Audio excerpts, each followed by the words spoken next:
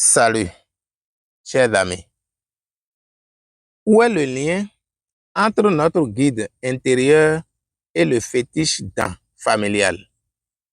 Lorsque nous vivons des blocages, des difficultés, nous courons vers des spiritualistes, des bokorons, des vaudounons, des pasteurs, des prophètes, des alphas et autres pour en savoir sur comment faire pour nous en sortir. De leur consultation, il en résulte qu'il y a un fétiche dans notre famille qui nous réclamerait ou demanderait à ce que nous l'adorions d'une manière ou d'une autre. D'un autre côté, on nous parle de notre guide intérieur ou de la force divine en nous. Mais où est le lien entre les deux? Lorsqu'on vous demande de vous présenter, vous donnez votre nom de famille, ensuite votre prénom.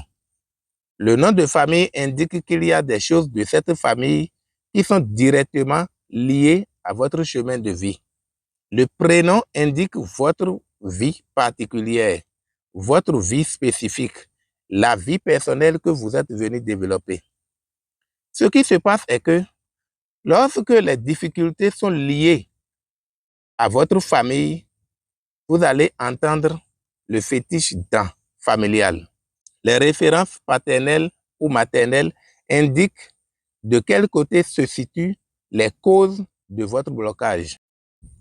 Par contre, lorsque les difficultés sont liées à votre vie spécifique, à votre vie personnelle, vous allez entendre parler de votre guide intérieur ou de la force divine en vous, ou de votre sémédent ou de votre dent personnel, ou encore de mamidan, puisque les esprits dans Mami sont le plus souvent rattachés aux évolutions personnelles, individuelles.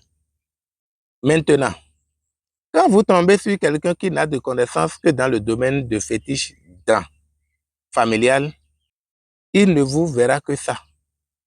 Et en fonction des savoirs qu'il a dans ce domaine, il va vous proposer des solutions.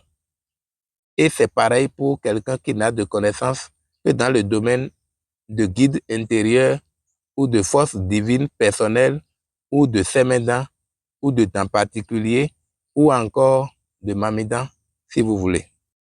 Tout compte fait, en fonction de leurs connaissances, ils vont vous proposer des solutions. Ils vont vous proposer des rituels, des cérémonies, de ceci et de cela. Si rien de tout ce qu'ils ont fait pour vous sortir de vos difficultés n'a fonctionné, c'est juste parce qu'ils ne sont pas alignés avec la mission de vie de votre âme. Mais quelle est la mission de vie de l'âme? Abonnez-vous, aimez la vidéo et partagez avec vos amis pour la suite.